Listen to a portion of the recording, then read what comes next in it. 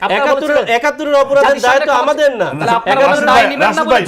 জামাত ক্ষমা চাইলে তাহলে বিএনপি কেন জোট করেছিল? তারপর সেই বিএনপিতে আবার আপনি কিভাবে গেলেন? বিএনপি না, এনসিপি। আরে আপনি আগে জবাব দিয়ে দেন। আপনি আগে জবাব দেন।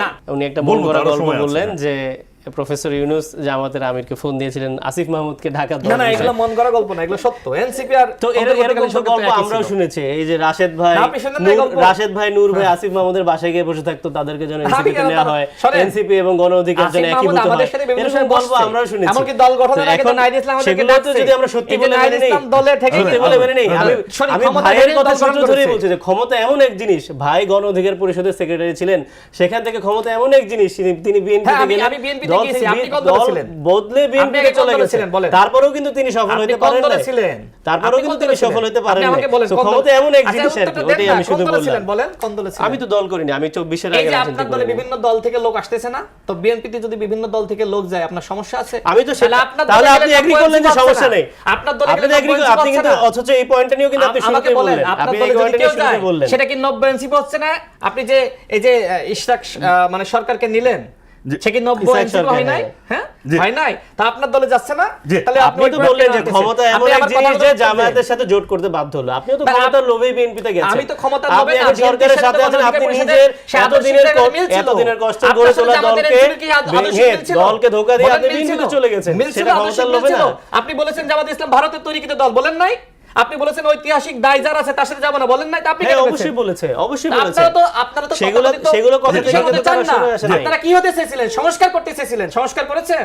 সংস্কারের জন্যই এই জোটটা হয়েছে, সংস্কারের জন্যই এই জোটটা হয়েছে। আপনারা 18 মাসে কি সংস্কার করেছেন? গণ অধিকার পরিষদের রাজনীতি করেছেন 18 থেকে 24, এই রাজনীতিতে আপনারা থাকলে তাহলে এই জোট করা লাগে না। আপনারা তো সংস্কারকে ভুলে গেছেন, আপনারা তো ক্ষমতার লোভে সংস্কারকে জলাঞ্জলি দিয়েছেন। আরে আপনি কি সংস্কারের জন্য জামাতের সাথে গেছেন? বিএনপি টোটালি অ্যান্টি রিফর্ম, আপনি নিজে বলেছিলেন টোটালি অ্যান্টি রিফর্ম রাজনীতি করছে। আপনি নিজে বলেন নাই জামাত সংস্কার চায় না, বলেন নাই? তার ইলেকশন ছিল অ্যান্টি রিফর্ম, প্রমাণ দেখাবো। আমরা বলেছিলাম, কিন্তু জামাত সংস্কারের রাজনীতি চায় না। নির্বাচনটা হয়েছে কিভাবে? সংস্কারের আগে বলেন, আপনি কি জামাতকে সংস্কার জামাত তার পজিশন চেঞ্জ করেছে, সেজন্য তো জোট বলেন, সেটা একটু বলেন। জামাত সংস্কারের পক্ষে ছিল, নির্বাচনের ক্যাম্পেইনে জামাত সংস্কারের আগেই বললেন যে জামাত সংস্কারের বিপক্ষে। আমাকে এখন বলেন জামাত কি তখন ছিল, জামাত তার পজিশন চেঞ্জ করার পরেই অপরাধের জন্য ক্ষমা চেয়েছে আপনাদের কাছে। ৭১ অপরাধের দায় তো আমাদের না। জামাত ক্ষমা চাইলে তাহলে বিএনপি কেন জোট করেছিল? তারপর সেই বিএনপিতে আবার আপনি কিভাবে গেলেন? বিএনপি না, এনসিপি। আরে আপনি আগে জবাব দিয়ে দেন। আপনি আগে জবাব দেন। আপনি কি নিজের জবাব দিচ্ছেন? আপনি তো নতুনের কথা আমরা নতুনের কথা বলছি থেকে সব দেয় আমাদের, আর আপনারা দেশ লুটে পুটে খেয়ে ফেলবেন, কোনো অসুবিধা নেই। আপনারা ব্যাংক খাত আবার দিয়ে দিচ্ছেন পুরানোদের কাছে, কোনো অসুবিধা নেই। আপনি তো জামাত লুটপাট করছেন, কোনো অসুবিধা নেই। বাংলাদেশ ব্যাংক লুট করছে, কোনো অসুবিধা নেই। তাহলে জামাত কি ৭১ দায় থেকে দূরে সরে এসেছে?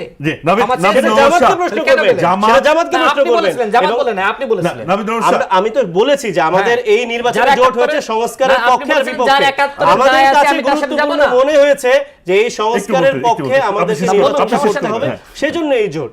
একদম ক্লিয়ার। জামাত এনসিপি কে জিতিয়েছে। জামাত যদি না থাকতো আপনার রাজনৈতিক অস্তিত্ব আজকে যতটা আছে ততটা থাকতো না। এটি প্রশ্ন করেছেন। আর 18 মাসে আসলে আপনারা এমন কিছু দেখাতে পারেননি, ভালো কিছু। আপনার নেতৃত্বের নাম ধরে বলেছে আসিফ মাহমুদ, আপনার হান্নান মাসুদ চাঁদাবাজদের ছিনিয়ে এনেছেন। এর জবাবটা কি হবে জনগণের কাছে বলুন?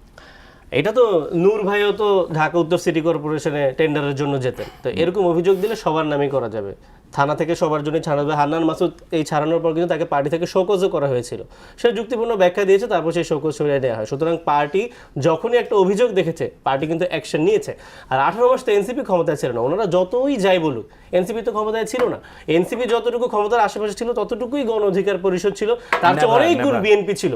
এবং তার সবচেয়ে বড় প্রমাণ তো পররাষ্ট্রমন্ত্রী খলিল, তিনি তো অন্তর্বর্তীকালীন সরকারের অংশ ছিলেন না, তিনি অন্তর্বর্তীকালীন ধন্যবাদ।